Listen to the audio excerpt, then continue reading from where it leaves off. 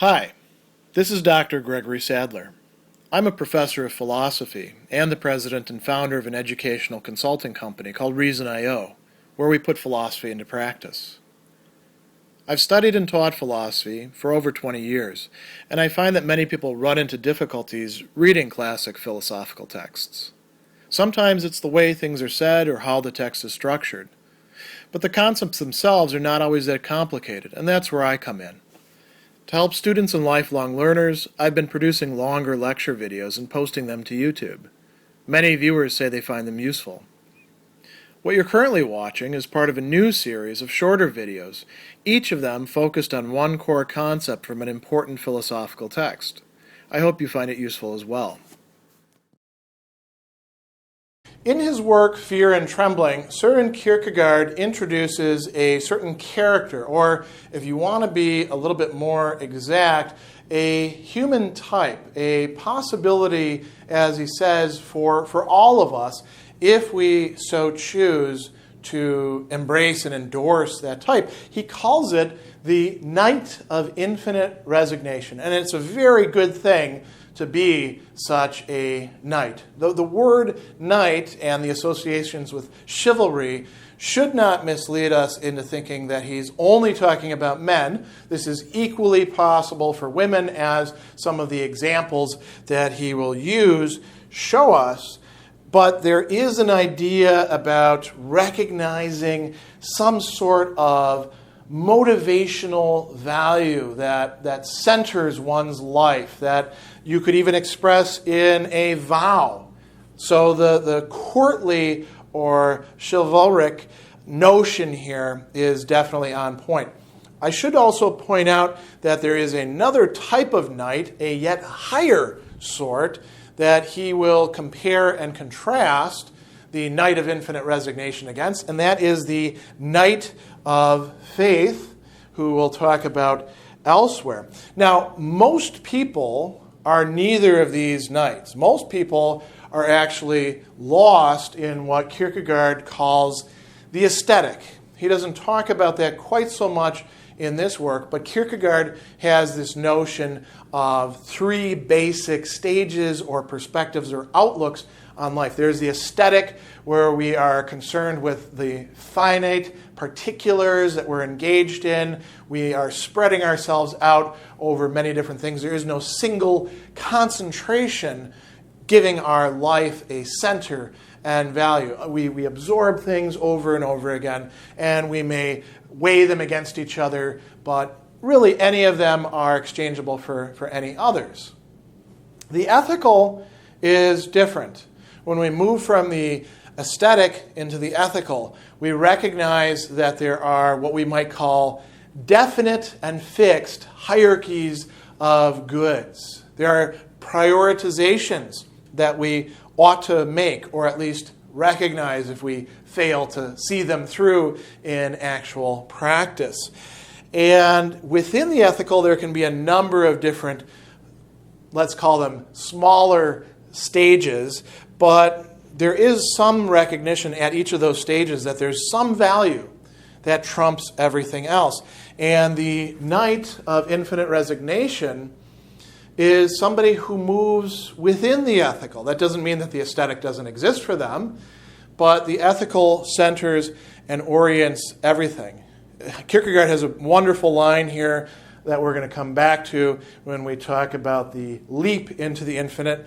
He talks about most people living completely absorbed in worldly joys and sorrows. He calls them bench warmers who do not take part in the dance. He tells us that the knights of infinity are ballet dancers and have elevation.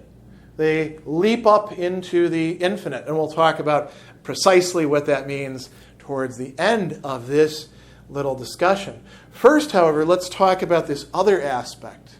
Kierkegaard tells us that the night of infinite resignation, in his own words, will have the power to concentrate as he says, the whole substance of his life and the meaning of actuality into one single desire. Notice those two things.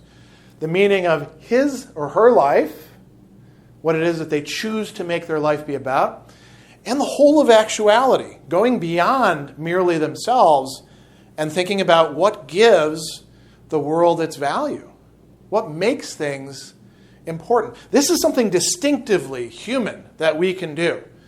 We are meaning-producing creatures. And this is a very important aspect of how, in fact, we do behave. So concentrating one's life and meaning into one desire. Another way of putting this could be one value, one thing that we see as inherently valuable, that we would not exchange for something else or sacrifice to other things. We might even talk about it as one love. And Kierkegaard will use one's love as an example of this, but we could also think more broadly in terms of whatever it is that occupies our heart and has its call upon us that we recognize and choose to heed. He tells us as well that the Knight of Infinite Resignation will resist a very important temptation, a temptation to make themselves other, to forget who they are. Now, why might they do this? Well, the Knight of Infinite Resignation not only recognizes some value as intrinsically higher than the others, but has to resign him or herself precisely because that value cannot, in this finite world, be realized in the way that they would like to see it happen. So one way of dealing with that is to forget who you are and become somebody different and no longer be motivated in that way. People who choose to try to lose themselves in drugs or alcohol or some other addictive thing, lose themselves in exercise, lose themselves in dieting, lose themselves in work, in making money, in having one affair after another. They're not going to be the Knight of Infinite Resignation, and they're precluding that possibility for themselves. Kierkegaard says, will this person forget it all? No. And even though that might be a sort of concentration, why? He says the knight does not contradict himself, and it's a contradiction to forget the whole substance of his life and yet remain the same. He feels no inclination to become another person, by no means regards that as something great. Only the lower natures, Kierkegaard says, forget themselves and become something new. A little bit later he says, only the lower natures have the law for their actions in someone else, the premises for their actions outside of themselves. So once you've attained to this point where you can recognize and say, this is absolutely important, this is absolutely valuable, I ought to orient myself to it, even though I'm not going to be successful, even though the world is against me in this, you don't abandon that. You don't abandon the value, and you don't abandon yourself in the process. Again, for Kierkegaard, this is showing us almost the very best of what human beings are capable of. The Knight of Infinite Resignation does engage in resignation. And resignation is not simply a moping around and saying, oh, I can't have what I want. It's not a form of self-pity. It is an acceptance of how things are and a recognition that they really could be otherwise but won't be otherwise, that they should be otherwise, that the value should be realizable and yet won't be realizable. They resign themselves to what we can call the impossibility within this finite world of whatever it is that they are valuing. And Kierkegaard talks about this in terms of, here we go. He says, fools and young people say everything is possible for a human being. Fools do because they don't know any better. That's what makes them fools. Young people also say that because they're rather hopeful. They haven't had enough disappointments.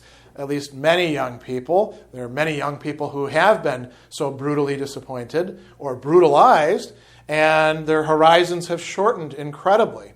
But many of them say everything is possible. Kierkegaard says that's a mistake. Why? On one side, everything is possible. On another side, it's not the case. He says, spiritually speaking, everything is possible within the realm of the infinite. But in the finite world, there is much that is not possible. We have, for example, bodies that we don't entirely control. And we can do many things to them. You want to lose weight, you can diet and exercise and do all sorts of other things as well, which may or may not work for you. But you can't keep your body from eventually breaking down through aging. Maybe we'll even have technology to reverse aging, but sooner or later, something is going to catch up with you. And if you want that technology, it's very expensive. So you'd better make a lot of money, but you might not be able to make a lot of money in this finite world. There may be nobody who wants to pay what you would like for your talents so that you can realize this other good. You don't want to be spending all your time hustling and making money. You want to attain this value over here, but it's not possible. Kierkegaard uses other examples of, for example, an unhappy love. Unhappy in the sense that it cannot be realized. Two people are deeply in love with each other. Deeply in love, not just in the sense of infatuation, but appreciating who the other person genuinely is and wanting to live in a full lifetime, shared life relationship with that person. And yet it's simply not possible given the finite circumstances that one lives in. We could take patriotism as an example as well. When patriotism is not just jingoism and waving the flag, but a genuine love of one's own country and the peoples, many times, who inhabit it, that can actually recognize the goodness of other countries, it can be an incredibly potent value. People will lay down their lives for that sort of thing, and rightly so. But it could be that your country will still be conquered, or that it'll be run by some cabal of terrible people, or that the very patriotism that you espouse will be used by those who just want to engage in wars or conflicts with other people. You don't control that. So resigning oneself to this impossibility is part of what the knight is doing. But notice what else he says. The knight makes the impossibility possible by expressing it spiritually in the realm that we can, in fact, have some control over. But he expresses it spiritually by renouncing it. He says the desire that would lead him out into actuality but is stranded on impossibility is now turned inward. This is another aspect of us human being, the common human nature that we share, that we can in fact turn inward. We can have an interior life. Even if everybody else is against me and tells me that I'm crazy for pursuing, desiring, loving this valuable thing, I can still keep it within myself and choose to protect it, protect that love, protect that desire from that hostile world. But it means that that's the only place that it exists in many cases. There is a sort of compensation for this, Kierkegaard points out. He talks about the resilience of resignation, a capacity to continue on, to persevere. He also talks about becoming self-sufficient. He says that the one who has resigned infinitely, not just finitely, but infinitely, is sufficient to oneself. The knight does not cancel his resignation. He keeps his love just as young as it was in the first moment. This is about somebody who's in love with somebody and cannot have that relationship. He never loses it simply because he has made the movement infinitely. What the princess does cannot disturb him. Only the lower natures have their law for their actions in someone else, the premises for their actions outside themselves. He says, in infinite resignation, we can find a certain peace and rest. He says, every person who wills it, who has not debased himself by self-disdain, can discipline himself to make this movement. This is a possibility for you and for me. for any of us who move beyond the captivation of the world and the aesthetic into the ethical.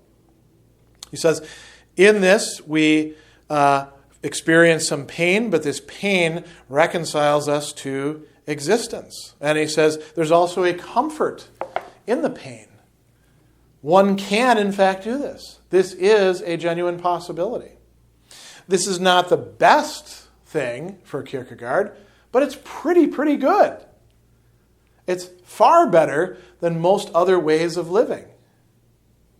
The last thing that I want to point out, I mentioned that the night of infinite resignation exists in relation to yet another night who surpasses this one in certain ways. Both of them, to use this metaphor of the ballet dancer, leap into the infinite. They leap into something higher, something universal, and then they come back down to the finite world. And Kierkegaard has this wonderful analogy here where he says that both of them are making the movements of infinity, right?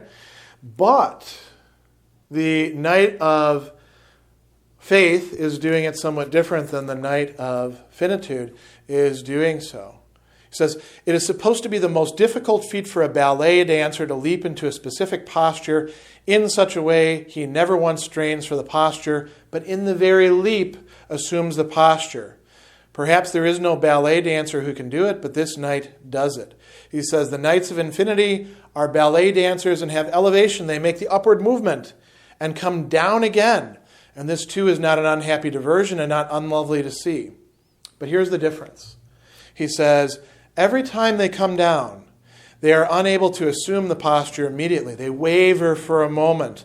And this wavering shows they are aliens in the world. It is more or less conspicuous according to their skill. But even the most skillful of these knights cannot hide this wavering. Which means that, like Kierkegaard said, they are in fact aliens or sojourners or whatever term you prefer to say within this finite world. And yet they are, in a certain respect, the greatest hope for realizing genuine values within this world. Each of them is a sort of world unto him or herself, which is why there is a self-sufficiency there. So this is a very positive characterization of infinite resignation.